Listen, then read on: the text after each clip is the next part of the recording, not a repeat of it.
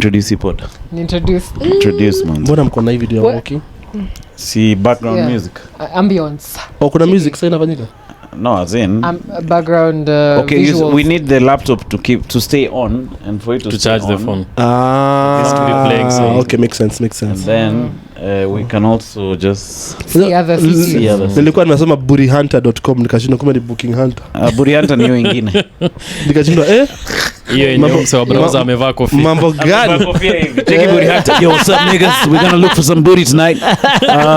Some in 4th Street. It's called African Booty Hunter. Some white men. African Booty Hunter. Yeah, some white niggas would come to shoot porn in Africa with African women. You call it African Booty Hunter. Check venye taa ameweka hii kitu hivi. Sasa hata haionekani. Haionekani je, hiyo ni kichwa yake. Kwani unavaa hiyo kitu throughout? Unakumbuka musician fulani wa kitambo alikuwa aitwa Kanja? Yeah, Kanja. Douglas Kanja. Alikuwa King Kanja. Alikuwa anavaa vitu kama hizi kitu. Alafu Digaga Biggie Kifako. Nilimwona kwa hii video ya Matata na Bien. Wako huko Sweden huko. Aya, ndo introduce man. What do you do? What up everybody? Welcome to another special edition of the Kissing Annie podcast. Yeah! What up? Leo to my far left. Ngachira. Ngachira in the building. Umesema hapo juu. Siko fiti. Oh, okay. Ama sky fiti. Si tupige tu ipod kwa kisafiri basi. Jackie, but you know my grandma used to have such a hat. What are they called in Kisapere? We don't call them, they just come. Dad joke. Unaleta wangu tu. Nunua kofia. Not bad. So my granddad does they have a photo of him wearing this hat. Yeah. I guess so that's why I even bought it for in memory of the old man. Alikuwa anaitwa Mzee Lukorito. That's nice. Yeah, that's nice, man. Yeah. He was a chair maker. He used to make seats. Usanii tumetoa mbali kwa hii familia. Hizi kutoka mingi pale Limuru, just after Limuru, because it's a cold area and they share their. Yeah, but when it rains on this thing, it smells like. Yeah, I've been around a ship when it's rained. Yeah. You know kwanza they don't go. Zinashewe, alafu kwanza kuoka pole jipata in the same room. Yeah, that smell will never leave you. You guys wekeleo pillow nyuma yako ndio pop out kidogo. Guy instruction every time you kwa weird. Sijai zo. Cheki notayeka tu pillow hapo kwa mgongo kiasi before the last time niliambia mtu wekelee pillow was a very good time. Ndio stingo ya pillow inawezanga sana mno. Yeah, no, ni vizuri hiyo very provides access. Not just as access but comfort as well for okay. For the other person. I didn't know. You know I don't know the purview of the other person. So unajali wewe shughuli yako kishaisha. Hiyo time ufikiri hiyo story. What do you mean? Unafaa ufikirie shughuli yako. Hatujaipiga postmortem alafu tukaongelea comfort yake. But it's possible that both things can be true. It's true. There can be two truths. Wewe tukiletanga this side inakwangani kama tumekandamiza hii side nyingine kabisa. So it can provide access and comfort at the same time. Which I'd say the fact that you never thought about comfort, now you know. So next time you think of it. Oh, okay. I don't think it has changed. Comfort ule wa podcast. Inaulizia comfort nini alikotoa mechio. Wewe mazetai karibu sana this podcast. Thank you very much. You guys ume lost kidogo kwa hii pod. The last time you were here you were supposed to do a mega special. Yes man. Unafikiri hiyo pod ndio ilitu jinx? Hiyo pod ilitu jinx mbaya. Lose funding. Kuna watu walilipana maarufu zigongwe zigiziharibiwe. The whole roof fell man. Nini evil lie. Yeah bana. Ama you guys what did you do the previous night? You know you shouldn't komonga before special. Hata mimi siwezi komonga before special. Ile tension hata huwezi sikia kitu. Nasikia ni kama dunia inaisha. That's a good thing. Huwezi perform. That means you last. Huwezi perform. Like my last special is the last time I had a proper sesh. Considering we don't have special, it makes sense. Unaona mtu anafurahia unafurahia na ujui kesho kuna tuko kazi hapa na unafurahia. Yeah bana. So you guys what happened that day for the sake of continuity? No, we were scheduled to have my special called Millennium Denial. In the first week the first week of July, the year Gaidai, and whatever happened, you see, if I had won it last time, my roof would not have collapsed. Oh, sorry. Okay. I hope you're not doing a special this weekend. So and on the day of long story short, the roof started to look like it's gonna cave in, and we called the fundis. The fundis said they advised the venue that it's dangerous. It's dangerous that if it rains even for 5 seconds, it will collapse on everyone. But it rained that night. It didn't even rain that night. Oh, it didn't rain even? Yes, it didn't rain that night. But she would not know. He's never seen it rain. No. But I was having a very different night that time. I saw some video where there was this guy, a Nigerian guy. It was a sketch. So he had a mop. So he was pangozing a mattress. Then he was saying, "This one, these women. No. This one, these women." Kunyaza. And then somebody wrote over there, "You've never met Burundians." But who is doing that to Burundians? Wanauza tu njugu bila shida. Na wewe unafikiria tu kwa komonga. Yenyewe. Unajua watu wanaume huku nje hawana huruma. They're not focused on that type of mazi.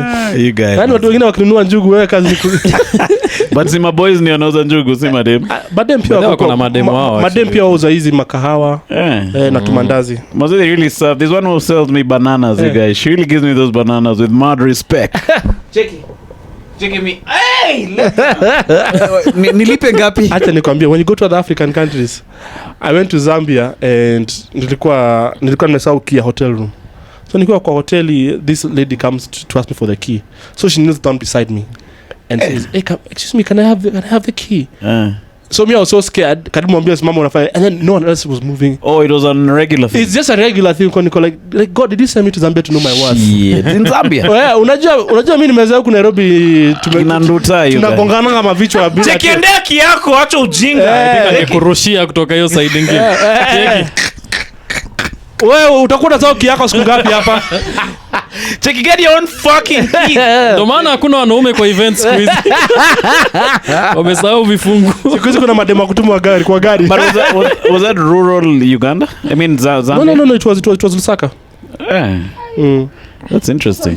Nduta alikuwa sha disagree na wewe before one the story. But I've just said what happened.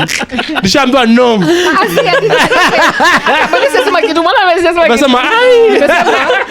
You didn't have to say anything. Mimi nilikuwa naona disagreement in your face. Unajua ni vizuri. For example, how did you feel, you guys? You know how ladies say they like Nigerian men because they treat them well. Oh yeah. I was like, there's an equivalent for us guys. Some Zambian man. Yeah, I was just there. I sat there. I was like, and then like she's objectively very attractive. Like it's like you see her, you're like, where ungekuwa Nairobi ungetesa? Yeah. But her, she's just there on her knees asking me for a key. I'm like, Niko the wrong Africa. You guys, why didn't you marry her immediately? Checky, let me give you the key to my heart. No, I think ningesema tu yes. She was already on her knees. Nilipeana funguo zote. But maybe they kneel, but they're still rude from up chin. I don't. But the thing is, I knew it was not a problem because no one else moved. I've seen that too. There was only one guy from Canada who was a bit. Oh, like what the heck is going on? So it was just me and him who were like. I've seen that in Kilifi, there's a hotel. It's in a Poco something. Yeah. As you're just leaving Mtwapa, it's a Creole restaurant. So as you're leaving, okay, at that place, it's a brown fence. If you go in there, those chicks who serve you kneel. Yeah. Hey. Yeah. Hey. Then there's a guy there singing maze acoustic.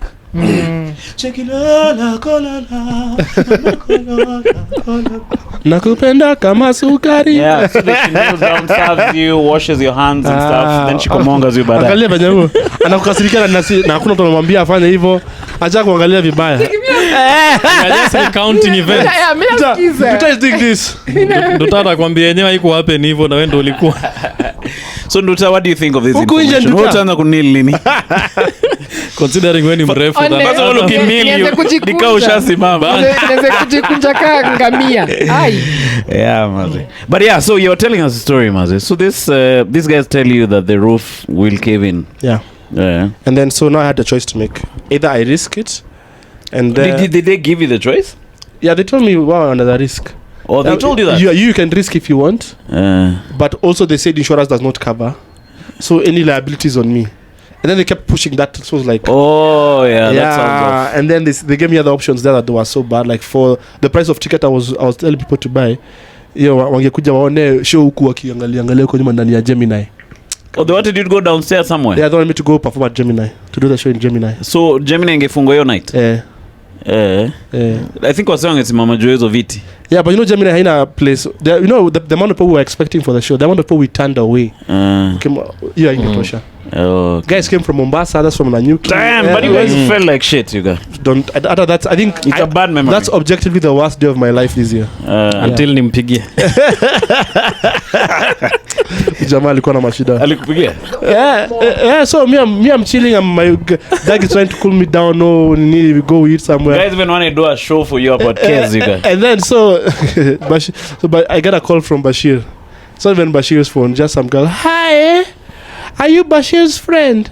Yeah. But then she was like, Rwandese Hama. We are here with him, and we don't know how he's going to get home. I'm like, hey, yo, can you come get him? I'm like, no. Nigga, of all days, I'll get you any day. And I'm going to do any day. Yeah, this here to do your story. Mbona niwaambie? This is new information. Yes. This guy was just living the time of his life. So he called you guys. Nilikuwa millennials cookout hiyo day actually. Actually Brian Kiriba ndo alinipea I spoke to you also that day. Yeah. So nilifika huko mazee, me I think because I think I was drinking best, nikafika huko hiyo meza hawa sasa walikuwa nakunywa JD meza or gani? something. Si meza ya wase nilijoin sasa. So who are those guys? Sasa wase nilipatana nao na mse nilikuja naye. Me I don't remember them vizuri. Wala mbona nilikeyo. Niaje ma bro. Never enjoy. I'm pretty sure they have a different recollection of what happened. But to me we were friends. Now bombe hata zia linoyo pombe. Lakini alikeyo na Bra, nakumbuka tu nikienda kwa choo and then kwenda kwa choo ilikuwa like mlima. So nakumbuka attempt nikapiga step start hivi. Nika feel resistance nyingine hapo. So nilikuwa nimeanguka. Actually hata si ati nilikuwa nimezima siku mbaya. But niko like since niko chini mazee nyasi ina feel poa. Acha ni ukaivi mazee nasikia naamshwa na mademo wawili. Hi. But how did they get your number? Hiyo time nilikuwa nimeongea na Tai, nilikuwa namshow nikitoka hiyo naweza pitia show yake. So alikuwa hapo literally juu. Alafu ni Tai, so I think walikuwa namjua ni nani. Oh, for real? Sasa ndio mazee ningeambia kwa kucall but Tai alikuwa hapo juu. So you guys are wondering what the heck is this now? Like what's wrong with this day, man? Like you guys Bashir has you on his speed dial, you guys. Fully mwende ama blender. What in Cheki audience, asanteni kwa kuja but Basha Mebleki Millennial Cookout. So let me dash there very quickly. Sort him out then come back. Thank you. Thanks for buying the tickets. Nilipatia dag simu nikamwambia budi na umkale mwenzao kwanza. So after that so wakaacha kuchukua simu. Oh. So we kept calling Bashir that ni wase wake wachukui simu. It was a very long day and even longer night. So guys, what happened next? Ulienda hiyo evening mulienda wapi? We just went to a place tuka ile place iko ile rooftop place iko Yaya Unseen. Oh, okay. We went to Unseen. Na kina David, na David Mshari. He was calling me incessantly. Akasema let's just fucking go out and fucking eat, you know what I'm saying? Chill. So tulienda na Dag. I think what if not for those kina Dag nilikuwa nichapa watu hiyo siku. Nilikuwa nimekasirika na watu. Nini? Snappy. Because then they were not. I'm calling. So what do we do? Acha ni call one. You know, like you just wanna. And then the guy I dealt with, I'm disappear. So ameacha wasiwezi make decisions. And then people wamejaza kwa gate. Like I walked in, I saw people already at the gate. Yeah, we okay for the show. Shit. Yeah, man. But you guys, do you think these guys knew the roof was Mbadala? You guys? I think so. Yes. They had a show of celebrating July the 4th for Americans. The Friday before.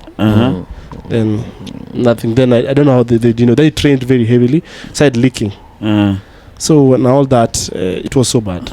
Like I just it was I don't think I've been on stage well since that day. Oh, okay. Like because I had planned to do 4 hours this year. Yeah, I remember you told me something. Every quarter. So I think I'd done I did 3. That was supposed to be the third one. There's one I had done which was just like a basic one at Chemi. Then I did the political one, Acha Niseme Nitoke. Then I did that's when I did Millennial in Denial. Millennial in Denial was supposed to be the third one. I was supposed to do one for quarter 4. I was like, hey, roll up. Relax kwanza, yeah. Also what picking in a deck? I don't think I'll do one. The amount of prep it takes for you to write for you take quite a lot. So of course I'll still do shows here and there, but I'm saying to call guys for I'm doing an hour. No.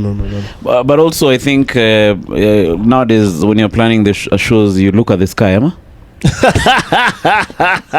I face Mount Kenya, man. You can see the wazee. I call the wazee back home. Yeah. Na hii siku. Call all the rainmakers. Koko kama Mr. Bones. Yeah. No, but speaking of events, Basho ulikuwa unasema ya story fulani ya events Kikuyu. Oh yeah, hata hiyo millennials cookout bado. Like while I was still macho, there was a lot of ladies and to be honest, those bros before bazee sijui I think hiyo JD sijui ilikuwa na nini, but anyway sikuwa nimedishi. So hiyo event still kulikuwa na mademu wengi sana, like just comparatively compared to the dudes, and then the dudes had no business with me. I guess maybe I'm young ama nini, but me events zenye nimeenda kama dem ni wengi, like there's sort of some interaction, like the gents will go out of their way to go say hi nini. Hapo ilikuwa the other way around sasa. Oh, they're just sitting. Waiting. Anasema yeye amezoea zile za wajenzi wao approach madem. Alienda hiyo yao akaona maboy wamekaa tu peke yao wana shughuli na wasichana. Maboy walikuwa na build garden ndo attract butterflies. Kuna build garden na mamzinga za JD. Yeah, but yeah, Bash was saying something which even me observed. Like if you look at a video of there's a Kikuyu event. I don't know what it was called. Mataha. I don't know if it was that one. It was that one. But it was during the day. Yeah. It was a daytime event. Yeah. Mazi, it was majority chicks. Yeah. Like 80% chicks and a random photographer dude, Mike One. So we were talking with Bash and asking ourselves how come it's chicks going for those events sana. You guys hosted a Kikuyu event. No, I was just doing a promo, but I was just doing some stuff for them. It's a really cool one. That one got both my boy and my dad. I have pictures. Okay. You're sure you guys? Yeah, because I think that their marketing strategy, because Sain Jugush is now their main guy for promoting. Oh, okay. A big one was around love being the thing. So like bringing a date. So like there was incentive for like a ticket cost less if you come as a couple. Oh. And then of course, and it was a love based event. Yeah, it was a love session. Kikuyu love session. Yeah, it was a Kikuyu love session. So but generally speaking, I think that was just, if you work in the creative space unajua generally madem ndio watatokea. Yeah. Like unless ni Kisianga ni podcast. You jeni ya Manzige bro. Unless Check in nimefurahi sana kukam event ya Kisianga ni podcast. Mateja senyu ni bamba sana. Check it. Strong. Unajua nyinyi ni the wakardinali of podcast. Real raw and rare. Kardinali you guys. Hapana pia, but pia Nduta, a lot of guys really like Nduta's vibe. Si ati unajua? Nyinyi wrong rende. There's a very tall guy who came from Lodo Maze Salamia Nduta. I think alikuwa ataka kupimana naye. Check that guy, Nduta ukoaje? Like this podcast is a very unique where like blend. The amount of where you have a product that guys consume.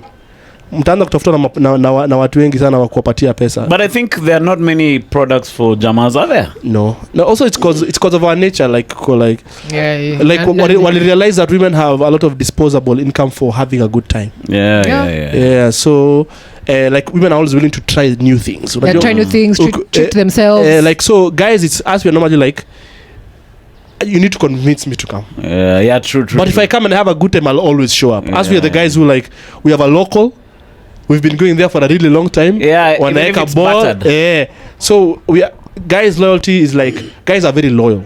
Women are very fickle. Like when women will just, whatever is a newer thing, if you have brighter colors, they'll go and check it out just to feel, because that's how they're marketed to. Brighter color. Yeah. Take it from Anamanyeka ni kazi ni manini, ni manyoni, ni manini. Why do I know nyoni? Birds. Oh. No, but you're right. Apple Bashir special Maze, there were some very psyched up Jamas Maze. Yeah, Jamas. Okay, but also they were because me at like I was looking at the people buying the ticket, and I thought it was gonna be full of like guys, which was like the majority. But now they were buying 2 tickets, so now it's like they were coming with like the babes there. So there was like a considerable amount of I think also the chicks who watch this pod are unique in how they, even you being Nduta is unique being. No, same how. Hata mimi nataka kusikia. No, she's chilled. Yeah. Okay, yes, she pushes back many times. I don't think the average chick would tolerate. No, you should. From one hole to another. The average chick would really maybe choker. Yeah, there were some aspects of me not choking at the beginning. But maybe there's a way you are tricky. Rolling with the punches. I hear what you're saying, because again, in this world, ni banter, and we all just need to chukua each other as people. Roll with it. Yeah. Which is where before we take to butterflies sana, I also say why a lot of chicks go to events. Again, you better kujitreat. A lot of dudes don't want to spend their 3 hours listening to live music. It's also what kujitreat means for both of us is different. It's different. I agree. Yeah. And this is one of those things. Yeah. Concerts are a big thing that people in general would love. Yeah, but it's a thing where I agree with Nduta to the extent that what having a good time is for girls is not what having a good time is for dudes. For a lot of dudes. For dudes, sitting somewhere and laughing with a couple of men, that is, they can do it for long. They enjoy that so much, right? Or it's very hard for a guy to go for an event kama hakuna woman involved. Kama have make dough from your event, it's the Nduta comes and tell me tight on the kwa I think you'll have a good time, then we'll go there. But even when you go for a lot of events, they're very gynocentric. Like they cater for the female gays. Is that what now that word now it means? Yeah, gynocentric just means designed for women. I know. I'm kidding. I'm saying the guys instead of guy now. I know. Like yako yake na nashanga kama ni ya. Mimi najaribu to lenga story for the sake of the podcast, lakini wewe unamwona. Nataka nirudishe. Foto nipigeni. Hiyo joke ni kali. Gynocentric for guys, hiyo nitaipiga hata kwa stage. So yeah, we were talking about these events. Are you saying this hii ingine yenye ilikuwa imejaa madem ni ya madem? Okay, no, I think the label Mataha. This is kwa mahaga kwa jejo. So Mataha is a ni kama like kama portions. Okay. Like ukisaviwa like one portion is a taha, like a guitar. So but then one is a zikuwa mingi ni mob. So like in Kikuyu culture, you know, women would serve food. Yeah, with the calabash. So that calabash, yo kuchota ndio kutaha. So kiwekea taha moja hiyo ndo. Okay. So even the way the event I think had been themed, if it's for Kikuyu culture, it was clearly designed towards the naming itself. Because the women come there because they're the ones who serve. Yeah, so amata when women call it. At this point, you are risking your life. Yeah, that's what you're trying to do. I can see why the women left the podcast. I think when wamebaki wawili washatoka. Like enough. Like fuck this shit. Ni kama kuita wanaume baby shower. Which me I think that matter thing. No, I'm saying like like something designed for women, and then when you call it that, ni kama in your culture when a baby is born, there's something women do to when a baby is born. You don't call guys for that. It's India, so it's like the naming itself is a problem, but of course it's a larger culture issue of like as in our urban culture is very like men don't want to go to places where because women are very demanding. Ukienda nao mahali. So you need 25 ngwizes. Not even money wise. For the starters. Not even money wise. The babe was there with her man. She made sure that the babe she was with the guy. You are the ones. You're the ones who are unloved here. You see. Yeah. But there's also the conversation around how chicks have more disposable income around this time of our lives. It's possible. I think. Because look at that event. Me heri ni commit after utoke Mataha. Of course.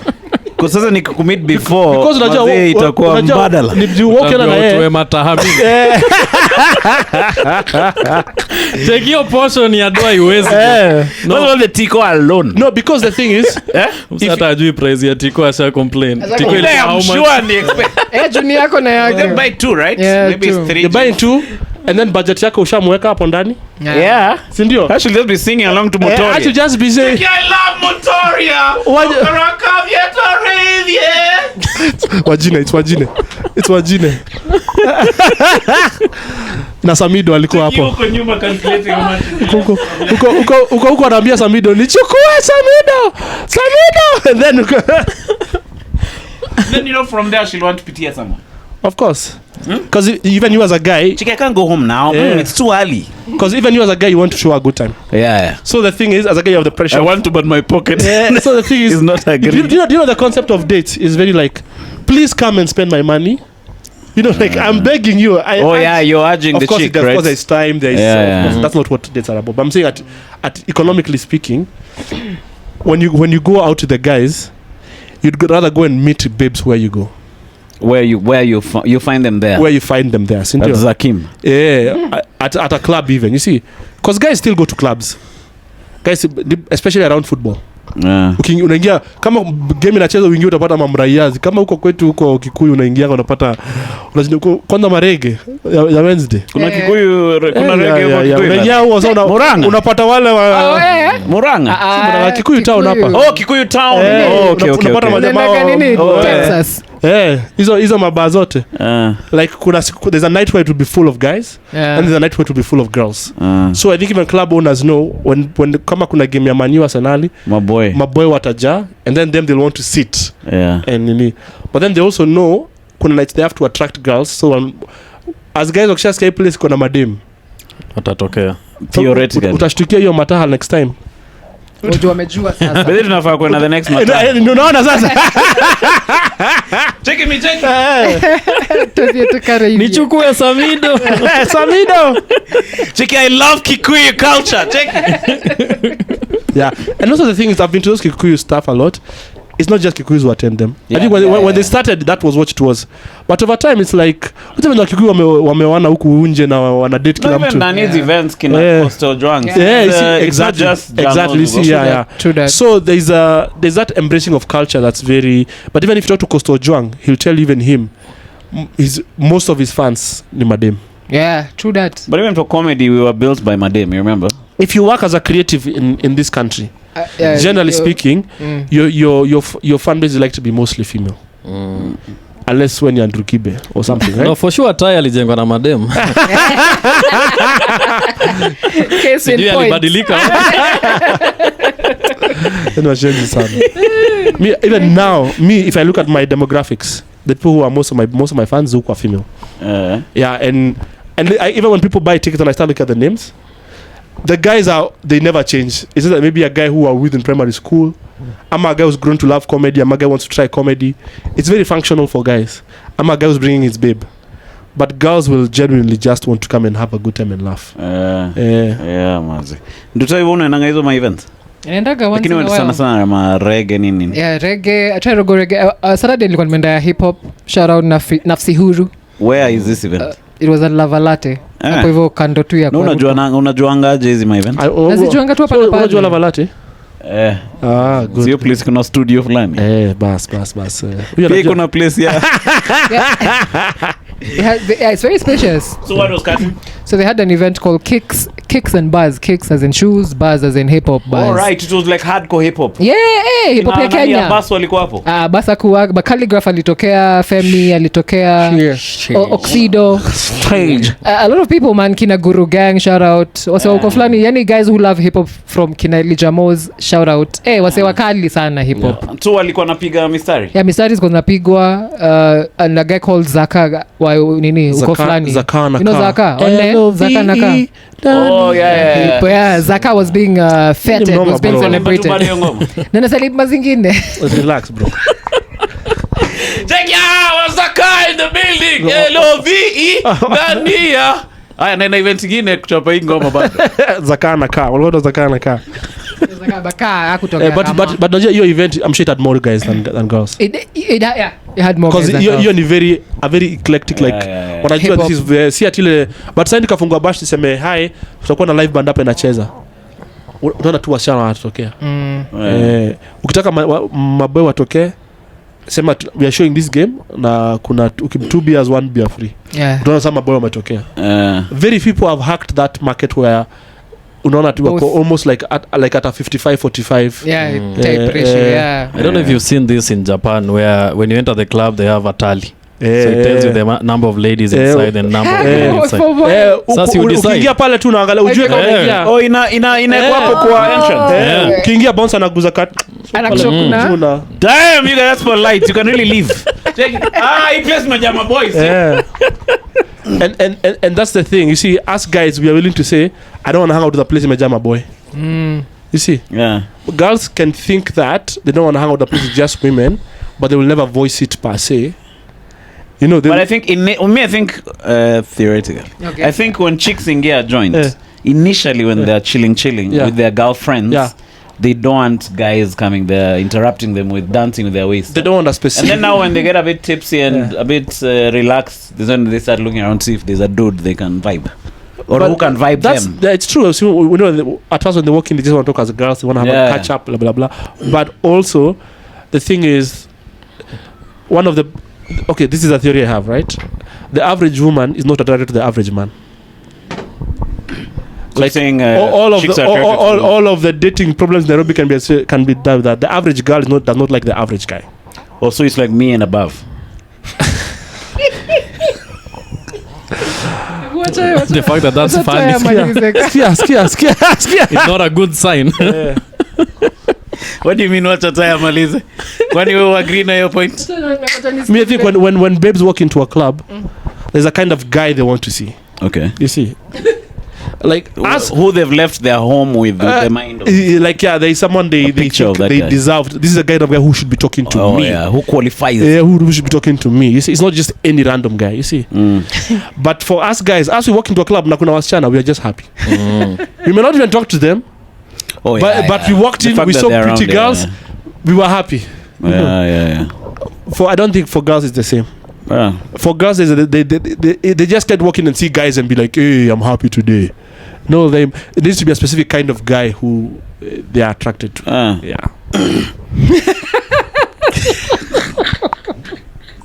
Mi naagri na hiyo maneno yote.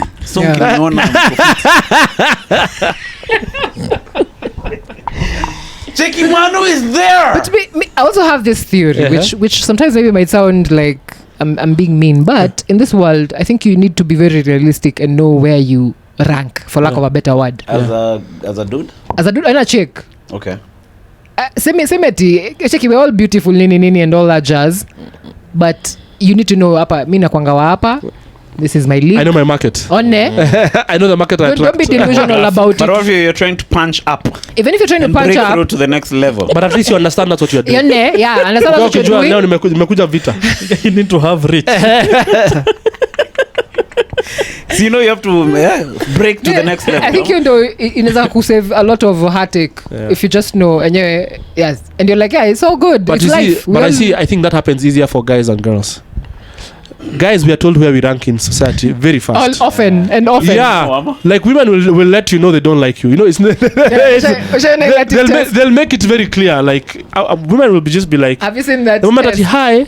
Check already. You see the test where someone is whining behind you. Whining is one thing, but whining is one thing. Like going as a guy, moving from your table to go say hi, walking over to the girl's table to go be like, hi, how you guys doing? There are so many challenges zimepita between how you look, how you smell, your perceived status, the line you're going to use when you get there, which girl you choose to talk to out of the girls who are there. Uende kuongea na wasichana alafu uone huyu atapata na wengine watakaa bila. Bro. Committee imekataa bro. Mimi naweza sema once you do all that, check, you've seen una vile tu umesema. Wewe umeamua ku take that risk. Hapo unajuanga utashatariwa. But you know it's other way for us guys will tell you Amaze is a cue funny. It's bad. But girls, your world is very like mnachochananga sana. Like you tell girls the world is not that's wrong. It's you ni wao haoni value yako. Like and mko delusional about being delusional. Like hamji mko delusional.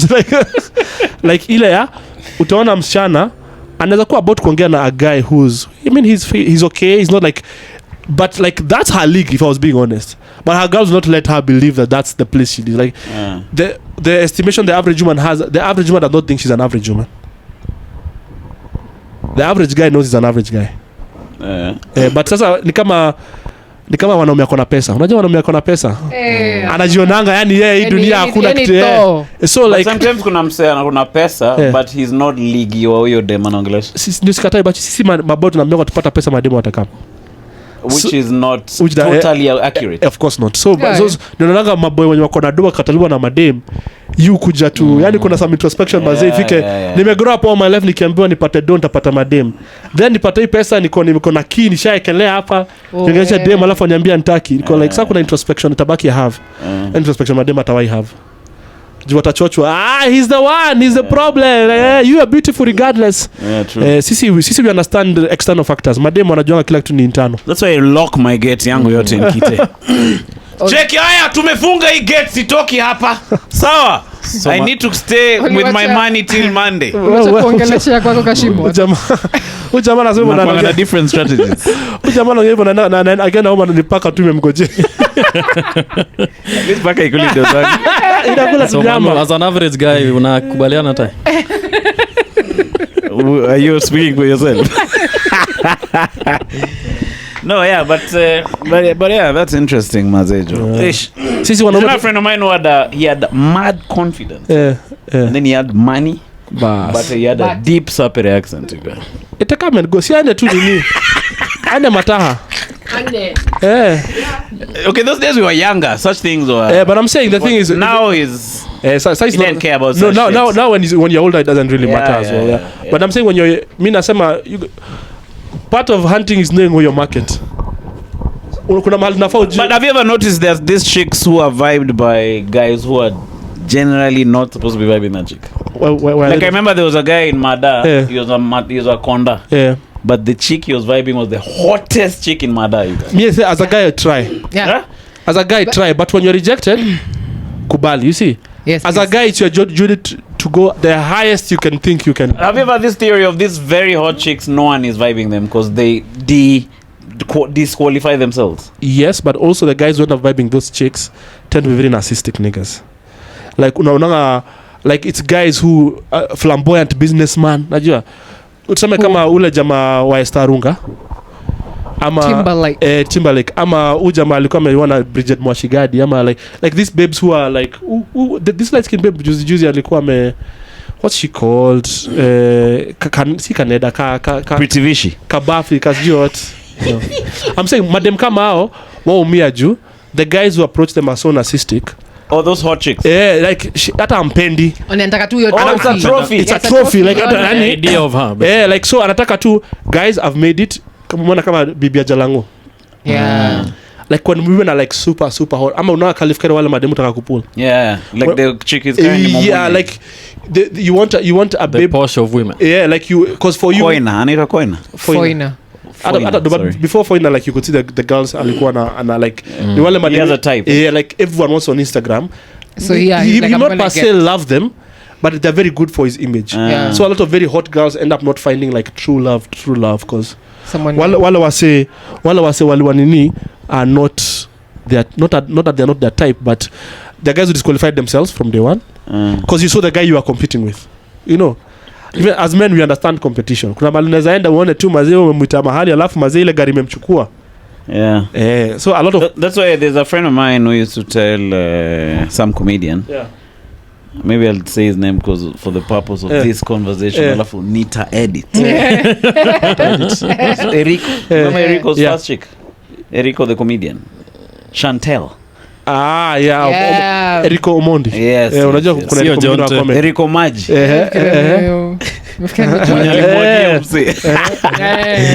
So he had this hot Italian. I remember. Who had all the yeah.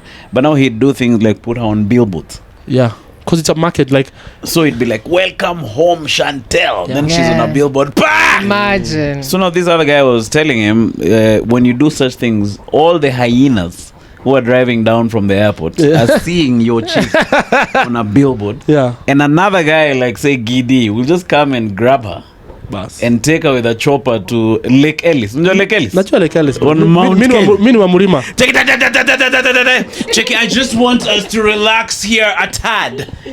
Uliza this is us. What? This is us aliproposiwa huko. Yeah. That time the internet broke. Who? But by the dude was vibing her though. The guy she eventually divorced, but remember you know this is us, right? Yeah, S. She used to have a show on NTV, right? No, Sharon Mundia. She used to have. Oh yeah. Emma, she was proposed to. Oh yeah. Yeah, it was a big deal. You see, it was a big deal. Yeah, because a lot of but I always say like because for a lot of guys, like ile once umeanza kuomoka umeanza to make it, you want the person you're with to reflect that status. You see, and so I don't know that a lot of my brothers from Nyanza, eventually they want to be seen as a light-skinned woman. Because anyone like I need to show guys, bro, make it maze wanyaboro. You know, it's like I don't even love the woman, but I have made it. But it's what she does for me. So a lot of, I think the women who are like extremely attractive face a lot of problems. Like first a lot of guys disqualify themselves, then others, and then the other guys just love bomb them to kingdom come. So like so they don't even know what's real and what's so I think umia sana. Yeah, it's true, because I can relate as a man who's extremely attractive to women. How gets love bombed? Okay, I have a theory with that. When you're talking about the kange thing, you know, kangezi, me I think kunafaa kuandikwe paper how kanges shika chicks, because as a former young chick, did you have a kange dude? No, not a kange dude, but the fact that you catch mats often, you know, you'll get to interact with these people often. So utapata muna bond, atakusmailisha once in a while. It's not even atakukatia ata live. He has nothing to lose. Yeah, but the fact that you see him every day, you form hi, already you get bonded. And then the environment of the music and the mats, the excitement. He's in charge. He's in charge. But anakatia mbao. He has cash every day. Cheki kuna luku. And then every time anasema he tells you things like he builds trust. Okay, wait, well, ikana 30 usiambiane. So is that carbon mnaanza that chick Omari, that guy is called Omari. That chick was hot. So you used to zunguka with her masquadi. And do you imagine as a corner the amount of hot chicks you see? Because just because of sheer numbers of people you meet in one day. You will get. But thankfully they cosaned. That chick moved on. Eventually. Now she works for some airline. Of course she does. Cabin crew. Last time I saw her, she was chomoking from a mad Range Rover. If you're a guy, deep down you always have that fear. Like if you have a very attractive woman and you know you're not where you're supposed to be in life, low-key you will always be wondering, is this the day? Actually, the manosphere guys normally teach men to just get an average chick. And preferably a chick who's even not on Instagram. Sasa unajua see all that systems from fear. Because unaona saka kwa Instagram and she's hot. Ndio nasema DM yake inakaaje? Unaona theory vile theory ina make sense. But nasema all that still comes from fear of rejection. Yeah. Like at its core you just umeikava na vitu mingi, but at its core you're still fear of rejection. Unagopa kuachwa. Insecurity. Yeah. What are you insecure will happen? She'll become angered by the guys in her DM. So we'll take her to Lake Ellis. So at its core you wanna rejectiwa because she's choosing the other guys over you. So like manosphere yuko fiti for some things, but at its core it's just like a small boy who is trying to compensate for all the rejection alifikiwa. Like so you're forming some sort of safety by being ni kama ule msemazi alichapwa akiwa mtoto akaenda gym akaunga wamtai ni chapa tena. So at its core ile maze, so hizi techniques zote za kaka kuna besi yangu fulani alihatiwa na boy fulani wa Mboshori. So aka form some sort of field force field. Atakangi stories of my boys exactly. So ni kama manosphere kwa hivyo maze. Yani unaona reality of life maze, mademo wamekureject juu na hii. So wewe kazi yako lazima nitakula mademo wote. So like at its core still walikula low end mami, sorry to say it. Sorry to use the word. So unaona at its core will you go for women you're attracted to out of fear? Hapo bado umelose maze. Umelose. I saw a manosphere guy with another chick. I was like, damn. No. Umzini anatuchotanga. Here's another way that that manospheres. Okay, sitaki kusema alikuwa chini, but alikuwa chini. Even though vingine manosphere will lose. I saw a clip just I think at jana. A dude says at these chicks. Unajua ile dude anavaa kofia kirefu hivi yuko gana pod yake. He's quirky. Newton something come Newton. That's nani wewe? Mso vanga kofia big kirefu hivi short. Ni wa maju. Anyway, US. They come Newton. I think I know him. So he was telling this chick because these chicks that you wanna be with like that but you won't be with them siwase wako wife na siwase. So dem anamuuliza na wewe kwani unajirespect, why would you want to put your PP in her if it's not someone that you want even to interact with? na get dudes ndio you live on that ndio, but also that is a good point to think of. Ati what did he say?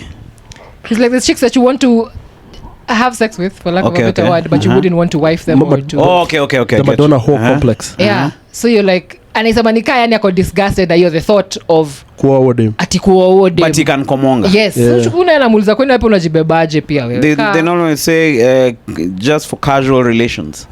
Yeah. Inaitwa the Madonna whole complex. What is that? What's that? It's a theory where men counterpolize women into two groups, right?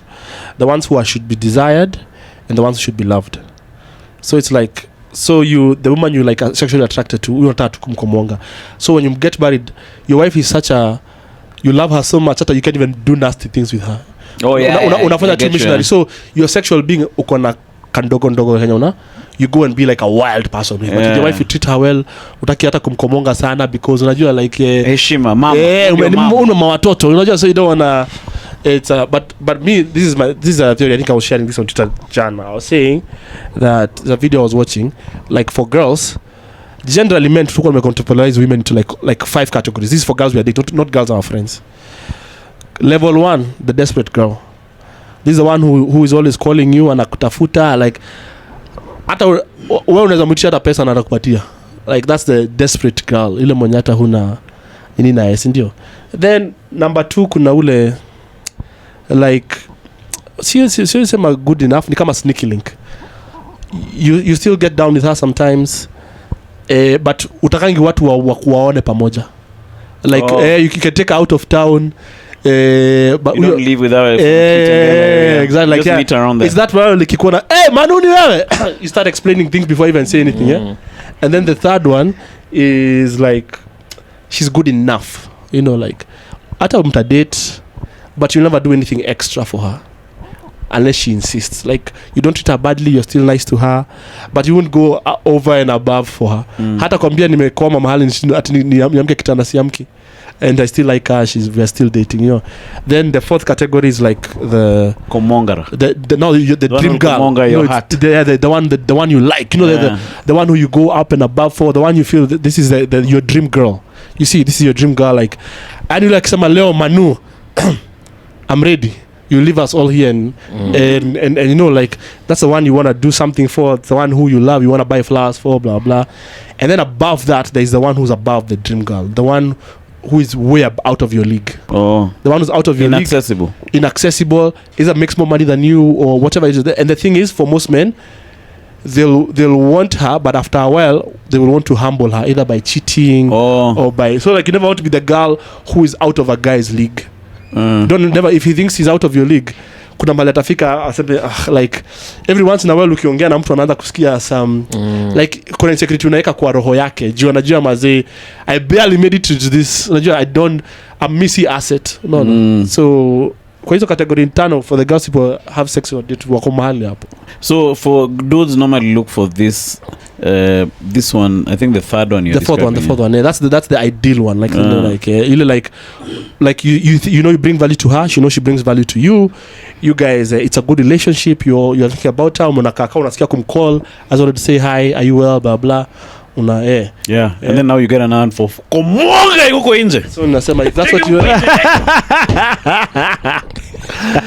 take you get ready home, kuna chakula, kuna lunch, because our guys, are you ready for church on Sunday? Good. Yeah. Let's go. And then there's one who like you gonna just settled for, like she wasn't bad, she's not just a komonga girl, and then she was around, she wasn't a komonga girl, so like available makes its own bad. Apparently there kuna, but even girls have categories they put us in. True. So see, it's just the world we live in. Yeah. Girls also have the guy who like hata akikola mwangalie simu yake anafanya like never be that guy.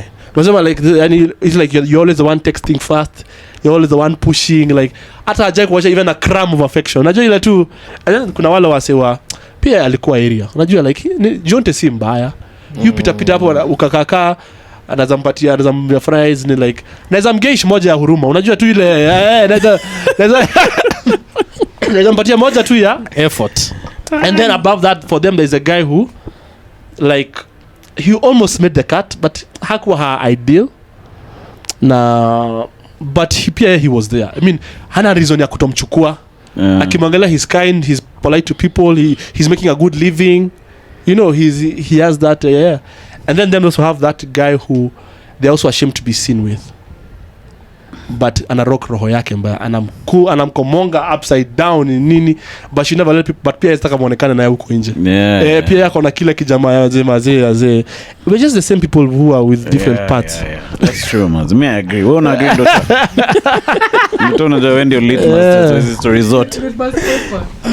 But now I do agree again. It's a reality of the life. From your dynamic when you nasema there are different levels. I mean, like the only relationship advice my mom has ever gave me is tafuta dem anakupenda. Like find someone who loves you. So from that level unasema, first of all, as a man you'll know, first of all you'll know where you lie. Hapo 3-4 ndo wakupa. Okay, what isipokuwa 5 au kupenda. If tu wewe unatreatingi waje wale madem wenye wao wanakupenda. So even aliniambia, and then it's another thing I saw with like my uncles, like now her brothers, like you know during family gatherings nini, they were all with like hot chicks.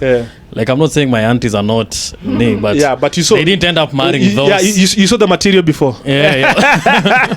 You know, and they seem to be happier. So like do you feel like kinda for like to make like a good relationship you sort of have to not your level but hapo chini kiasi, like someone who is like more loving towards you than I think you can guess that, but never make your wife know that. Like your wife should never know she was the one who was, you know, she barely made like she barely made the juyo because you know women need to feel, it's like for a relationship to work, a man needs to feel admired, a woman needs to admire the man, and a man needs to adore the woman. If those two things don't exist, you guys are not going anywhere. So like if she doesn't look up to you and admires what you do, admires who you are as a person, how you think, how life is, the moment she detects some weaknesses na wewe hivi, mazee ni kama jungle mazee, unakulwa unamalizwa. They are very ruthless. Ni kama shark imenusa damu. And now also you, for her, you need to adore her. If kama ukimwona usikika, oh she's doing well, utakuwa unanikiwa ndogo tu inakaa kwa nyumba yako. So they all say like those things have to happen. Looks of course ni vizuri for like when you want to show off, but when you want to like settle down, of course you know someone you're attracted to, but sasa unaanza to make bigger considerations than who was the hottest girl I ever dated. That can be the consideration you have when you're starting to date. So that's why I'll say, for a relationship to work, a woman must admire the man and a man must adore the woman. If that does not happen, in other news, so what's been happening across the world? What are your thoughts on Mama Suluhu, you guys? Podcast tu yenyewe. Do you have any? Kwani tai ni expert wa mama you guys from madam? No, I thought that was a nice segue. Mama na madam. Yesterday there was a headline. What is it called? There was a headline on The Standard where there was a picture of Suluhu. In combat. Nani Museveni and Ruto. And then what was the headline? The Trio of Terror. Yes, Trio of Terror. Trinity of Terror. Oh, Trinity of Terror. And weirdly enough, I was watching this conversation where Ruto was on Al Jazeera. Then he was saying he does not regret telling guys, the cops, to shoot guys in their legs, you guys. Which I found the timing to be pretty off. It's pretty off, man. So it made that headline pretty apt. Yes. Yeah. In fact, of these three guys, it seems Museveni seems to be the most chill. He's looking mild.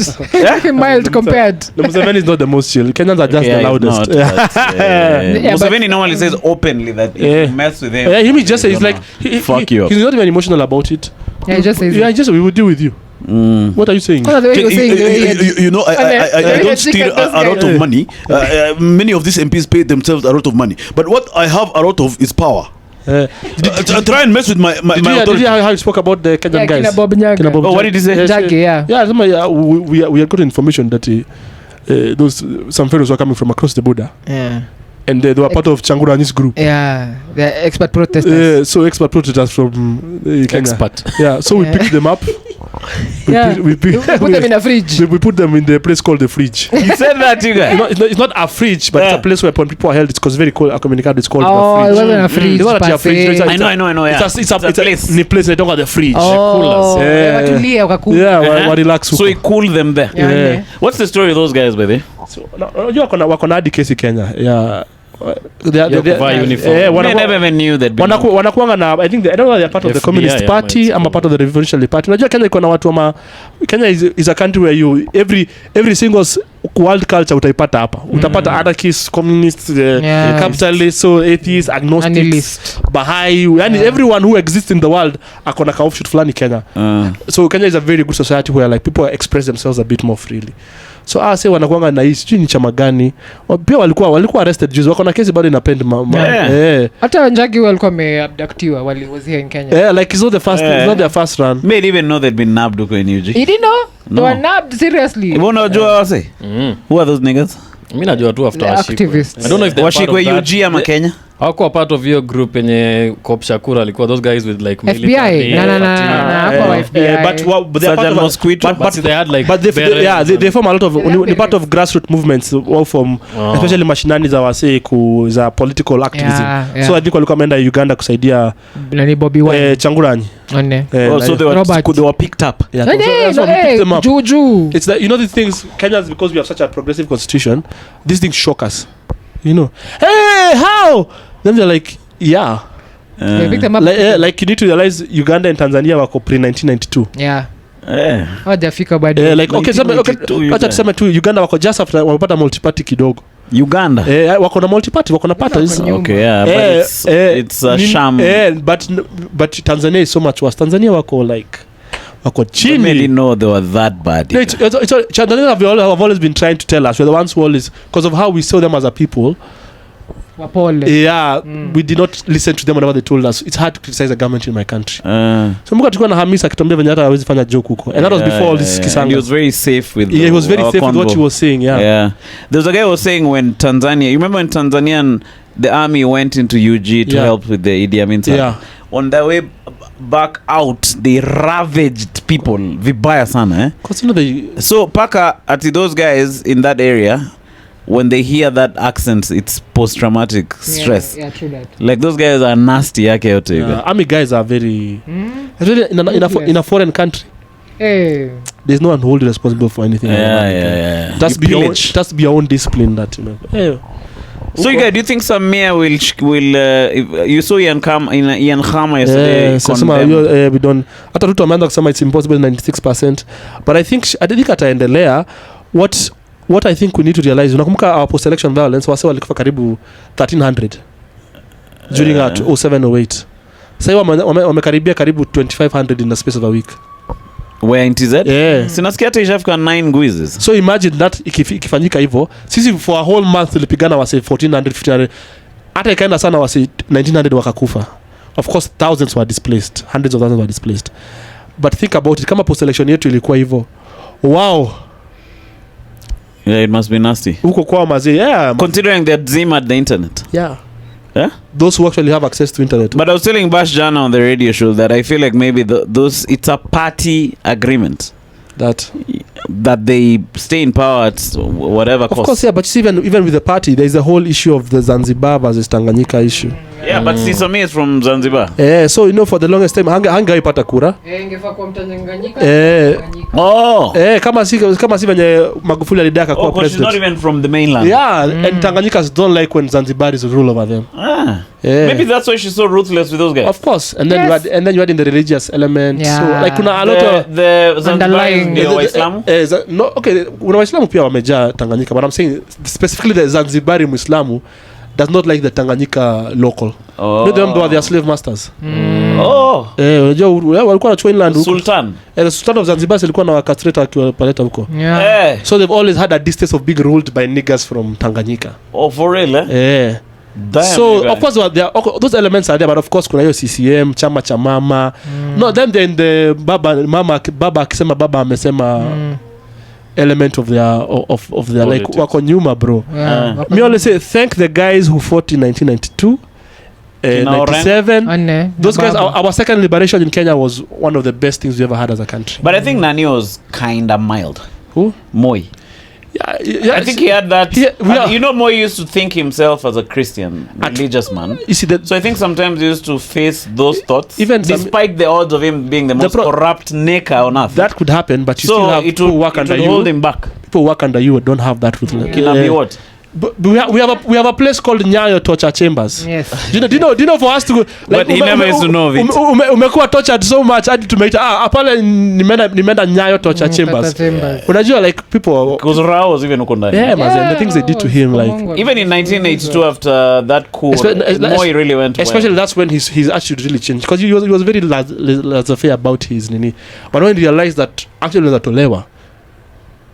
unaweza tolewa hapa. But comparatively to these other dictators, I think you rank him as a softer dictator. We don't have social media. If comparing him to Museveni and now Mama Samia Suluhu, the way he achiliad Kibaki akachukua, he was tukaned by a few guys over there. Yeah, but unajua Kibaki then akaenda Kabarak. I think him Kibaki was under Moi for how long?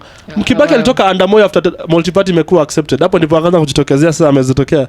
Otherwise he was under Moi the whole time. No, but in the end Moi alimwachia power. Moi was mild on ni hapo kuacha hakubishana because a lot of people bishana kina Mugabe kina everything. Him not bishanaing, that was where he was mild. Yeah. But otherwise before that he was as ruthless as anyone. I think that Moi's worst years for torture were between the years of 82 and 93. Those 93 ama 92 93 like hapo ndipo like akaona unajua bado 92 ndio alitoa nini but bado kuna some nini ile penge bado kuna wase walikuwa wase lazima bado niwakumbushe am the big na Matiba what do you think of your theory ya Matiba kudungwa mercury silidungwa bro well dungwa vitu silidungwa bro because he was okay one minute the next minute that doesn't happen to you unajua that he was tortured he was really, there's no way nani uko na badi nimeweka mercury mimi am normally mild wewe uko na badi mercury tu nimekuweka ingekuwa nini you mild by the way ingekuwa Museveni angekea hata kina Bucks na Rao na Nikas hiyo ni so yeye aliekea tu mse mmoja ati mimi nimekupiga lakini unajua it could be worse but it's true you guys you're very lucky. But you see the thing is I can't come I chapa you then una bahati kukuchoma like the default is sifai kupigwa sifai kuchomwa si at least you anipigi sana unachoma you guys go and ask Bobby Wine what his balls are PTSD when I was 10 ask Boniface Mwangi what Samia did there he's PTSD remember the guy used to be called Mwabili Magodi yeah Mwabili Magodi used to come every day on Twitter is like Ruto I'm not scared of you I used to say I'm going to look for him what's ni brother ya nani ya Isabella Kituri yes kuna time alikuwa ameshikwa so when he came back from and he used to work in Tanzania that's where he was tweeting from no he used to come back to Kilifi and Kwale to live but he'd work in Tanzania so even when people are criticizing the Tanzanian government after Boniface Mwangi Mwabili said hey guys Tanzania is different you just don't talk the way you talk so I think the Kenyan intelligence waliambia Tanzania do the thing because he never criticized the Tanzanian government and yet he was abducted the things they did to him there were so bad that he's never come back on socials. He's never come back on socials. He was traumatized you guys yule msali alikuwa anaenda anafuata Ruto akienda church damn paka anaeka picha yake akiwa ule alikuwa amekaa hivi Mwabili Magodi so Mwabili Magodi whatever they did to him in Tanzania sometimes I shudder when I think about it but since then his Twitter is still there but it's not he didn't tweet much or at all tangu anyiniwe hivyo alirudishwa Kenya though he found his way alidampiwa Kenya I remember his sister making noise about him being so you see the thing with Tanzania hawana hiyo consciousness ya human rights like I know this katiba yao haina hiyo you see like the rights we enjoy as Kenyans we assume are universal no they are in our borders you know mbona nisiongee juu una haki ya kuongea bro ukiongea una it's a very village like population right it's because they had a constitution that they give a very good guy Nyerere to be like of course let him he knows what he's doing baba wa taifa like out of African countries are like that they assumed the presidents are very because we had a constitution just to take away the president's power you know our last constitution the president used to change it at his will like that alikuwa anaamka sipendi hiyo nimejiongeza kipengele sipendi hiyo kipengele nimejiongeza hawana tume huru ya uchaguzi wako na tume ya uchaguzi na iko under serikali ni kama sasa IBC kwenda UDA run by Cheragay sasa usikie hiyo ndio that nigga your biggest opponent bado wako jela for treason. And what is a treason charge? Alisema we will not do elections if there will be no electoral reforms. Rao amesema kitu mara ngapi? Mara mob. No reform. Yaani kitu tunajua. Rao si alijiswear in as the people's president. Kwanza angefanyishwa. What? Imagine kwanza ameshika. Ati Rao angekuwa nini? TZ. Nakwambia muogope. Kwa ndani. Nakwambia muogope Tundu Lissu. That's a nigga, man. Like that's a real nigga. Unajua? And he's always smiling through it. Anasema amekuwa solitary confinement. It's just a guy who watches him when he goes to shower, who just stares at him. Treason huko haina bail charge. Na sasa wameshika mpaka ma content creators. Some chick was dancing to some jam. And the reason they wanashika wa treason haina bail. It's like these guys who even arrested here. the protesters here and charged them with treason. Terrorists. But you see now for them, for Kenya, every single charge has bail. Oh, okay. Huko ukishikwa murder, defilement, robbery, violence, treason, hizo hazina bail. Utakaa ndani mpaka kesi isikizwe. Yes. You know, so tutakwenda postpone kesi yako usahaulike. During your time here election a lot of Kenyans were caught in the crossfire. Kuna wengine walikuwa na interview jana. Kuna wale wamekufa tena. Walikuwa wanasemaje? 4 have died. Mazezi wanyoroshwa aje. Ati ulikuwa unapewa chakula can fit in your palm. That's your food for 24 hours. Are they back in Kenya? Yeah, they are back now. No, also they are narrating the stories. So one was narrating hakuwa anaoneshana, but mwingine alikuwa anaoneshana. Because it's still scared maze. Yeah. Hiyo story ya kuinterview asemi mtu ametoka huko ufu. Yeah, if just take interview I'm serious immediately after ametoka. Kwa nini? Bado ako na fear, anafikia bado anafuatwa, ako paranoid. Unaona Boniface Mwangi the first interview alipiga before asema what happened. Alikuwa analia tu kwa wheelchair. Yeah, he was traumatized. Maze. Alafu ndio asema tu alikuwa anamningisha nini akisema ati aseme asante mama. Yeah, you guys, that's nasty, you guys. So, but I torture the time ya therapy na si time ya what happened to you when you were in Tanzania? Mics in your face. Yeah. But it's weird that like that guy called Cheragay is even encouraging those guys to nab Kenyans. It's because deep down, you know when you're the one in power, the Kenyan politicians now look at those guys and I wish we could do this. Oh. Unajua ni ile mazee unaangalia bibi ya mwingine mrembo mazee. Unasema I wish ningekomonga unajua. Like studio saying kama yangepewa internal security. Hakuna kitu angedu. Shida ya Kenya ni katiba yetu. But you need the system still to enforce. Yeah, but I'm saying wow, imagine now hata hamna hiyo katiba.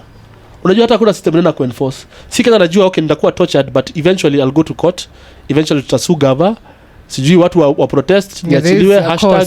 There's a cause. There's a like the law is on my side. Uko ta law haiko side yako. Unajua? Hakuna kipengele na kusaidia. Mazi hakuna kipengele mazi. Ati sio ati be in court in 24 hours. Ya nani? Nani? Akifanya nini? So bail, but I don't think guys will be going to TZ a lot. I don't think so. The economy will suffer, right? I think all this progress they made with Magufuli and his dictatorial but then they'll also go. They're leaning a lot towards China to be like, we can. China really congratulated Samia Suluhu. Yeah, of course. Cause so now they make it look she's positioning herself as anti-Western. So ndio hata ni wazungu na wapiga. Mimi ni Traore fulani. Ishi guy mazi. That's nasty you guy. Why mazi? Hii podcast ilikuwa tumepiga hivi. Fungwani. So hii mazi my arse would have been fully wide. Yeah, man. Take him out, take. Because of being done for things. It can become wider. For real, how do you know you guys? How have you come across that information? Unadhani watu viewers, unadhani watu walipata job kwa radio tu hivyo? Nilize main host alifanya nini? Kama mimi co-host. Wait, bana, on to better news. Ule jamaa wa Please Call Me wa SA alilipwa some $20 million. What you mean what Please Call Me? There was a guy who invented Please Call Me, so he took Vodafone. Vodacom. Are you saying even the Please Call Me that we use here, that's him? Yeah. I thought the one for Kenya was invented by Kenya. I think it's Mpesa too. Yeah. But anyway, so that guy had he had to take the Vodacom or Vodafone to court for him to get paid. So they've come through in an out of court settlement of $20 million. Alikuwa one rand per every used. Please call me. That's what he wanted? That was a deal. But that's too high. Maybe 10 cents. Hapana. Haukuwa na hiyo wewe haukuwa na hiyo product. Nikwambia sitaki pesa. Wewe charge people the way you want to charge. Mimi nataka 2 rand kamoja. Unafikiria 2%. How can it be 1 rand to ask someone to please call you? Before I think like 10 cents, 20 cents. Before that hawakuwa nayo. Si wana kuflash. Si pengine nasema I don't know why when you call someone then it katikas then they I don't know normally upset. Check, you guys, why you're flashing me? Actually I think it's the equivalent of our shilling, not the rand, but you're around the same. Hiyo ni kama a seventh. Yeah. But you get 20 million for 20 years of litigation. Yeah. But you get unajua pia court nini lawyer atakula some of that money. Lazima. Mazee mse labda ataenda home na kaa 5 M. Banajua kwa hiyo 20 million. Is it taxable? Usha factor in legal costs. Nikikubill. Unajua court inapeananga orders za how cost us to parties. Oh, okay. So nile mimi nasema mimi nilikuwa nataka 20. Lakini as I was pursuing this matter, it costed me 7. Oh, so I don't have to pay you from the 20? So you what you give you me, add that. You what you give me jua legal fees yangu iko hapo ndani. So tukiongea na wakili namwambia cheki, either tunaweza agree mimi natafuta mbao jua atakwambia utamwambia mimi nataka 210, namwambia hapana unataka mbao. Sasa ndio hiyo 10 ni yangu. Have you ever met this lawyer ambulance chasers? There's once I got an accident when I was of course wameja hapa mazee. So you guy, the border guy who I got an accident with, got a phone call from some random guy. Of course. So that guy was saying, wewe tutakulipia bills zako zote, tutakurepresent kwa hii kesi. Kwanza akisema uko na insurance? Bana. So you guy, this border guy, okay, luckily I treated them well. So he had to convince this pirate lawyer to wachana with that case, you guy. So this guy even said, threatening him. Sijui nitakuja nikusuu, sijui nini, hawezi fanya hivyo, nisha spend do. Bas, Can you imagine you guy? So there are guys in Kitale, there's a place called Roadblock. So apparently there are just some brokers there wait for if accidents. they see something happen. In the words of the shit, malaya wameja hapa jivanjiwa, malaya wameja hapa. I have a bro who's a lawyer and he was saying he hates those kids. There's a time he tried to dabble in it, but he said it's not very moral. You need to lack a conscience. Yeah. Budangu aligonga pia mse when I was nilikuwa mless boda pia basa before bodas were bodas, it was not just a normal guy who had a motorbike. Unamka before bodas jaya. So mse venye alianguka venye walienda kotini na budangu, si budangu sasa akachajua ile reckless driving causing injury. Waligonga mse wa bike. So venye walienda wakili wa budangu after wamemalizana na hiyo story, after budangu ameambiwa venye atajitetea ni nini, alafu bado alipatikana guilty, alafu akalipa huo lawyer, alilipa fine. So sio sawa lawyer alikuja sasa, sio msisa ilibidi afanye civil case ya kusu, because there are two cases, kuna criminal in the state na kucharge, then kuna civil. Ile yenye sasa msisa anakutafuta insurance yake compensation. Okay. Mazi unajua wakili wa budangu aliruka hiyo side nyingine sasa ku represent msisa kwa civil case. That's conflict. Budangu wako wanaamini sema alikuja hapo akasema mawakili ni mabaya. Mazi kama mtakuwa mawakili nyinyi He flipped and went and represented the other guy. Because unajua criminal case imeisha. So akaenda akaambia huyu jamaa wangu akona insurance. Akaruka. Akasema so I represent the civil case. Is it legal to do that? It's not ethical. Yes. Are you allowed to represent the guy in court? I'm sure Kamstaki anaweza. Unajua ni kesi tofauti. Unaona mimi tumemalizana na yeye kesi yako. Si ndio? Nimeenda nikapata msemo mwingine. Huyu msemo amekuja kwangu. It happens to be the same. So mimi tumemalizana kabisa. So anakuja asema afu, so my dad was asking this guy, why are you doing that? Asema why mbona unasumbuka na insurance nalipa? Yeah, that's what those cops were telling me. Paka the whole police station they're trying to convince us, me and the victim, insurance nalipa muindi tukule hiyo pesa muindi. Kwa hivyo alafu unajua shida wajui insurance itatafuta njia kukuruka wewe. Bana. So wewe ukiadmit shida ni yako, insurance naye wakili wa insurance anakuja saa kukuangalia atakuruka aje hapo. Because you guys that day nilikuwa nimepiga drinks. Bas. Hiyo wakawai jua hivyo, jua insurance hailipi. So mazee was gonna be fucked. Wanakuingizanga box si ni insurance italipa. Na insurance anakuambia case iki happen call me immediately. Na usi accept liability but call me immediately. Jua najuanga yeye pia anataka yani minimal damage to insurance yake kabisa. Anataka uendelee kulipa na wao kulipe. You get that experience really made me a bit salty with cops. Cops were my worst problem, more than even the victim. Lawyers, insurance guys. You realize shit tunaweza kosana wawili, other people are going to be involved in our problems. And then they torture you guys. Bas. Paka they sent me away so they talk to that shit to convince her to pursue the insurance case. Yeah. Luckily mazee alisema not interested manze. Limuonesha pod yeah? Limuonesha podcast. Aje hivyo. So convince akuachilie ngangana. I'm just a struggling podcaster, man. No, I just talked to her nicely. I was just normal. I was just kind. I didn't run away. Yeah, true. And that. I paid also, whatever they needed. When you know you're in the wrong, nyenyekea. Yeah. Mimi say ukijua uko in the wrong, nyenyekea. But ukijua uko on the right, pata kichwa. Unajua ile pata kichwa ngumu ingine wewe. Isema do you know who I am? Zifanya zote hiyo siku. Yeah.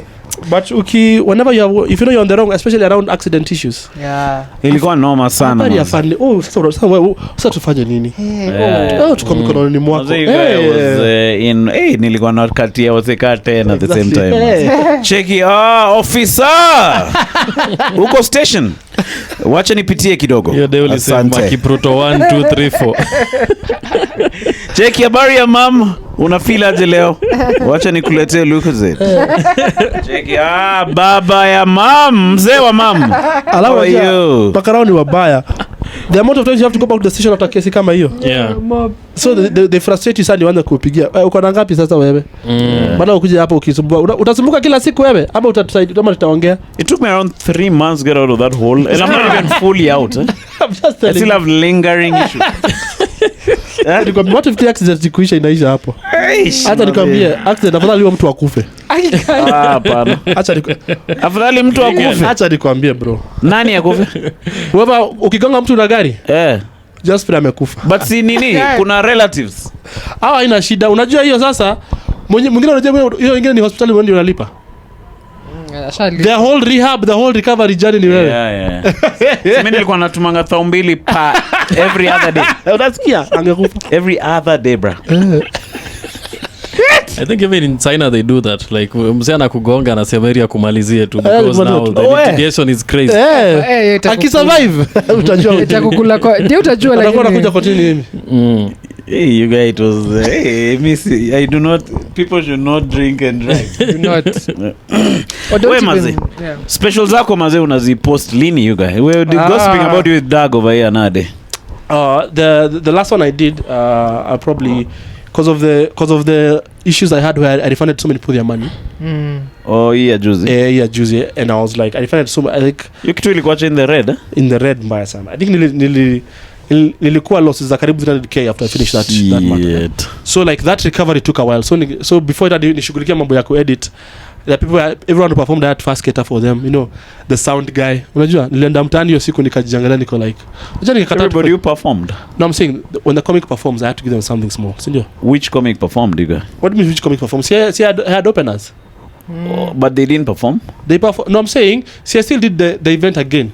Oh, okay. The subsequent events. The subsequent. Okay. That one had because of it was on a Sunday, and I had to do it early because Nairobi International Festival was the coming week. Oh. So I couldn't afford to delay it any further. So I did the Sunday before the Monday of Nairobi International Comedy Festival begins. So now unajua ile unalipa. Unajua some specials have made money. Hiyo ingine nilikuwa tu maze kuja. Sasa tulikuwa tumeongea 80. Shika hii 30. Taonana 50. You see, so like there you were left in the red with that kisango of yours. Yeah, so what that meant I had to delay when I was going to edit my. Oh, okay. When I was going to edit my. So sasa yeye anapambana na edit so that meant that meant money. So I told my guys, listen, msijali, you cut na hizo ma hard copy. Hizo ma hard drive. So I paid for the shooting and everything. So it's just editing. I've not yet fully. But you have the footage? Yeah, I have the footage. It's just now, you know how raw footage it looks bad. Then I have to sit down and then you see. So then the others I never shot them well. It was just one camera. You know, I was just practicing. I was honing my skill. So imekaa tu hapo imekuangalia tu hapo. Then the one I shot last year. Hiyo ya nini kwa wapi ya Luiliki? Luiliki. So Luiliki was I didn't own all of it. Oh. You see, I didn't own including the footage? Yeah, you see the thing is the amount of money I was paid to do the show. Let's say I made like like I sold some of the rights to the special, and then some performance. So maybe I got paid like 600 G's for the show. So I made like 600 G's on the show, and also some gate stuff. So the thing is, the people we own Nini with are still trying to sell it. Oh, they're trying to look for a place. Yeah. So the thing is, if they don't, after some time, they don't sell it. Now it will revert back to me. You see. So now I think they have until the end of the year. If they don't find a place, I'll just take it and I post it. Yeah. Yeah. Do you have a copy or something? Of course. Oh, of course. That one you have to have. Yeah. Yeah. But I'm just saying, at its core, it's realizing that because we're in a business. You see. It's like, so I was reading, like, you see, like, even the biggest guys, you know, unless mtu ameka nini yake YouTube, very few people own all their whole special, you see. Yeah. Like, Tanzania alikuwa na own kama 10%. Nani? Kevin Hart, hizi Netflix zake special.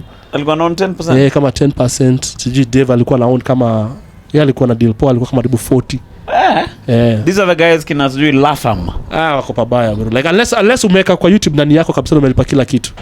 Like, the amount of marketing production watakuja wakambia, okay, this is what you need. Someone who comes and says, I'm going to put this money into your you see. So the last one I did was no one put money into my, it was I had saved up for my own money, you see. So that's why this one I'll own all of it. But not the other one, because someone came and invested. You know, it was my first special. People are still so that one is where someone came and put money into the special, and they're like, I'll pay you this to perform, to do this, as long as I own part of them. So when I sell, we both make profit. Yeah. So anaumia penye yuko anaumia anashinda mazee sipati. So hapo ndipo maybe there's some deals that I make at the end venye anataka. I mean naambia haina shida. I perform those jokes elsewhere and nikasonga. Because the copyright is not for the jokes, it's for the recording. You see, you can't copyright my material. You can't own my joke. Yeah. But you can own the recording. It's like the roasts. Yeah. Bas. You guys wewe unapanga kufanya aje? Sasa hivi venye anasema like editing pia ni bill ingine hefty. So I'm looking for money, you guys, I don't know if I still have enough. Si mimi kwa advance alafu nipe 60%. 60% you guys. I have 75%. What type of you guys? Umse kwa unataka nilipie accident yako. Are you planning to drink and drive again? P Diddy, relax. Take that. No, but my plan is vya nasema it's like it's very costly, and I think when you start to understand like the amount of money you have to spend, from the venue to the production to paying guys, and then there's just a lot of like me nilikuwa natoa dozi zingine I didn't even account for. Like after hapo ndo msewa ni technician anakuambia unajua sijui kuna wanga sijui do fulani ya cab, sijui kanjo anakuja anakuambia sijui stories sijui ya parking, sijui. And then kuna walikuwa nakusaidia, and then ile unadhania ni kusaidia alafu baadaye unaanza stand weirdly next to you. Yeah. So hizo vitu zina ni crew food, kuna bro like ni to make money from a special is very very hard. So unless someone advances you a lot of money to perform. Yeah. But that's why those deals make sense to a certain level. Yeah. So hiyo ingine you'll see money come and leave your hands. Like this. Yeah. So it's just like those events we normally do. Yeah, and so you see now when you're the one in charge of the event, that's different. You see, that's why guys prefer call me for event and pay me. You see, unakuja pesa ngapi? To agree na wewe ni hii pesa nilipe niende. But I can come and tell you, hey Manu, naona event yako ya cost ikoje? Can I invest into the marketing? And then now we talk as now I'm a shareholder, not just a performer. You see. Yeah. So because even when you're performing either an artist or whatever it is, you're many different people in a contract. There's a performer, there's the writer, the composer. You can be all those things, or they can be different people. See, there's someone, if there are people who don't write their own jokes. So kuna mwenye so kuna mtu amemwambia I'm going to write for you kama venye Njugushi fanya na kina Butita. So wanajua hii ndio ya writing, hii ndio ya na unajua unajua what I didn't want to do with the people was I didn't want to be the guy who does not pay the performers, but I pay the service providers. Oh yeah, there's that too. The biggest service that was provided was the performer. Yeah. People don't think that. So me, the first thing I did, I had to pay everyone who performed. I had to pay them, and if I didn't pay, if I did, then you owed me money. It was like so like I give you your money, then acha nigongane na watu wa sound, watu sijui wa nini, acha tusumbuane, because I didn't want to be the guy who so perform here tai gujo. Because you know the industry is small. Eventually when such word goes around, you're cooked, you see. And the audience will come and go, but I'm still in an ecosystem with comedians who, when you have a bad rep with Maze, your goose is cooked. Yeah. Where Maze, let's close this up. Nduta uko na show hii weekend. Yeah, niko na show hii weekend at Chemi Chemi Nairobi Laugh Bar. Comedy Criminals ama? One, the Comedy Criminals. Ilikuwa itiani. Ilikuwa ya Mangesh. Niliangalia tu hivi kuna hizi sura. Aliona na Njero Nduta. Sasa kaona kuweka. Timothy Ngachira. Nduta utashine hiyo siku. We just omba Maze na just quest. I will be hosting and headlining. Oh, you'll be hosting? Yeah, I'm hosting. Yeah, nice. Yeah. So ukipata matips unaweza nirushia anytime. No, I think you're good at that. In fact, kuna time I was telling you to host more. Yeah, I do want to host more, but natakanga nistuliwe nayo. I don't go ask for it. Oh, okay. So this is it. Headlining ni Jack Nanjero, if you see him on the pod. Shout out to Jack Nanjero, man. Jeezy is headlining, and we have Tim Ngachira and Amadeus on the lineup as well. Oh, nice. Yeah, so to our comedy criminals. Young guns are coming up fast. Yeah, wanna come through. So, bora kuna marasa kwa front row. Itaweza. Itakuwa tu sawa. Yeah. Mimi niko na show Maze. Oh, when? 22nd of November. Oh, where? Nanyuki. Oh, okay. So we plug vizuri, yeah? Sasa lakini na performia Batuk. Oh, okay. Wale wakwenda kuweka washawetu kwa septic tank. Imagine. So wamekuita ama ni? Wako na Christmas party hapo. Haji what's about to happen to them siku nikifika. Have you ever performed for them before? No. You didn't go for the one of No, I performed when they were there. Were you and a man? No, I'm saying I performed in Nanyuki and then when they've come. Was it the one we went together? Yes, yes, that one, yeah. In the headline, yo. Yeah, I remember. Yeah. So I think I'm gonna go there for nitafuta Airbnb hapo kwanza ni chill weekend moja hapo ni 22nd. Oh, okay. Not this weekend. That's the one that you are doing your satirical. Yeah, I'm also headlining at the Laugh Bar on 22nd. Nice. So kama una watch na demu yako amesema atakuwa mgonjwa 22nd November. Jua atakuwa na nyuki na tai. Are you headlining or hosting? I'm headlining, man. Oh. Yeah. Oh, I didn't know. I'm headlining at the Laugh Bar. Okay. Yeah. So yeah, that's dope. So if you're in Nanyuki, go check. Yeah. Is it open to the public? I think it should be, but I'll check the venue. But it should be, yeah. Ama it's open to the white public. I don't know the. Jeki kwa entrance, Jeki. No, unakuja na pizza. Hapana, but unajua hawa watu wako na watu wengi na Nanyuki huko wamejeza na wamama huko. Yeah, there are so many. So I'm sure their children are welcome. Only halfway. Hawajizi vitu niko about kwenda kuambia kuwauza. Hey, but it's a busy comedy season. It is. I think Kina George also going to Costo for 4 days. You from 20th to 24th. Maze ilikuwa kwa weekend alafu wakasema si then nikahave kujitoa maze. I felt so sad. Najua venye napenda Coast maze. Ulikuwa unafaa kwa hiyo Cruel Rende? Alafu see they pushed to my Nanyuki weekend. Oh, okay. there's also nini happening at nikasema wazungu wanalipanga deposit immediately. Wanalipa deposit immediately. Wao unao kuongea nini? What's the payment structure? Anambia nusu wiki kwanza. Alafu nusu perform. I think the other guys will be doing other things, but comedy wise I'll try and carry someone from our scene to end naye. Oh, okay. Mimi sina form jo 22nd. Alafu pia ni mpoa. So he's a bit bulky. Basha amesema hana form. Venye Nanyuki ni baridi. Jake, it's time to pay. Seki utanipea deposit saizi kama wazungu. Pay the piper. Nitauliza comedy moja kwa free siku tupande na Nanyuki maze to have a good time your weekend. There's also the Kit Fest. Kit Fest is comedy at the 15th. Yeah, 15th. This same Saturday as well. Kina Nelly Wangeshi, Alita, SK. Munene. Yeah, those guys are friends. But they have a comedy show at as part of the fest. As part of the Kit Fest on SV also kwa hiyo area. Kit Fest stands for Kenya International Theatre Festival. Oh, okay. And they've done quite a few. We Manu, unaona show na karibia huko Macoast huko.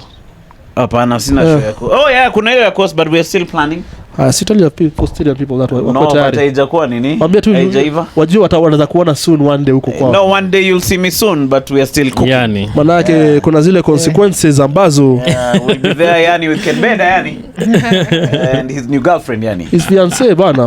Oh, they are fiancé now. Yeah bana, he proposed. Hey, you guys, Kenbeda is moving fast, you guys. So I'll go and interview him on his new perspective on love. You know yani for me yani when you're choosing a woman It's like jiu-jitsu. She's a woman, eh? You need to ask yourself, what are my needs, Does she fulfill them? There's a day called jiu-jitsu gay. This guy up to now is still sending me reels of jiu-jitsu. Not being gay. It's too intimate. He really made some videos. Cut some 4 reels to send to me. Kembeda is doing well. He's doing these videos about the diaspora working abroad. Have you seen them? No, I haven't seen them. Yeah, he's doing them together with his chick. Yeah, but there's this babe who loved Kembeda. Alikuwa namuona akakuja Love Bar nikamwambia is coming today. Akaona height yake, she was so confused. Alikuwa mwana picha. Alikuwa anaona video zake amazi alikuwa na workout my abs. Alimuona kando ya man. You know this guy. He's my friend. Come over push him. Kawa na mcheki. He's coming when? Nikamwambia yako wapi? Nikamwambia ndio yule pale. Nikashinda mbona excitement imekufa ndugu? Ana anacheka vibaya huyu. But you know, weirdly enough, a lot of dudes, when you look at their pictures or their heads, you kind of make an assumption about their height just based on their heads. You know what Brush's event? Guys were saying they think I was taller. They thought I was taller. That's Tinder and women and their weight. Yeah, true. Yeah. Hapa juu anaweka kapicha na kafiti mazi. Hiyo siku ya kutokea kwa like, okay. Unamwambia apige picha akifanya hivi. So you can see the hand. Umeona hizo directive mpya za Trump za some of the restrictions zitakuwa health restrictions kama umegonjeka uwezi ingia. If you're going to America. So na pia you can't together with diabetes. No. Alafu amesema high calorie individuals. Yeah, ne. Bash Bash's upper body will go, but his belly will be blocked. Check no. Your upper belly is good, but I'm not letting your belly in. Check it, nitafanya cardio. It's a high calorie individual. But at least mimi naweza ruka fence unlike wewe na ufupi yako. You can just get it in a pole vault. Check it mimi na pole vault. Was the high calorie individuals. Wait, but let's close this pod up. Whichever show you fancy, make plans to attend. Thanks, Ty, for making the time. Yeah, thanks, Ty. Thank you guys for having me, man. Thank you guys for having me. Yeah, Manzige Maze, keep supporting the podcast. Remember, you can be a member of this podcast from $1. Mtafuta jina ingine ya Madema na support hii podcast. Manzige Reses. Madema hataki kuitwa Manzige ndio maana hataki mimi nilikuwa ni Manzige bado. Yeah, ni Manzige tu, it's unisex. Yeah, si Manzige is Inga nilikuwa nimepropose Ziget, you know like Ziget. Yeah, there's somebody who call them. Hata puta na vipepeo maze. Oh, like a butterfly. Waita mama. That super gay. Ni Manzige tu zote. Hi, I'm Mpesa. I prepare on this podcast, yeah. What's up, baby? Jamaa stories za magezi na kufurahisha sana. Why you keep bringing them up? Sasa umetoa wapi hiyo scarf? I love this podcast so much, baby. All right, let me fly home. Okay, baby. Ile joke ya kwanza niliwahi hit nikiwa Cape Town mazeni nilisema venye ukitoka Uganda uende Kenya uende Cape Town ukiwa gay venye personality yako uchange in transit. Oh yeah, you become fully because you know Cape Town is Africa's gay capital. Yeah. So and then Uganda you time uliona ile visanga ya where are you gay na Nairobi iko like whatever. Sasa Martina unaona a gay person anaingia ni Uganda Airlines. What is happening here? We get in alafu akisha land Nairobi. So I was telling him amefika tu Cape Town. Hey guys! What's up, Cape Town, the mother city? We are here. Wait, man. See you guys in the next one. Bye.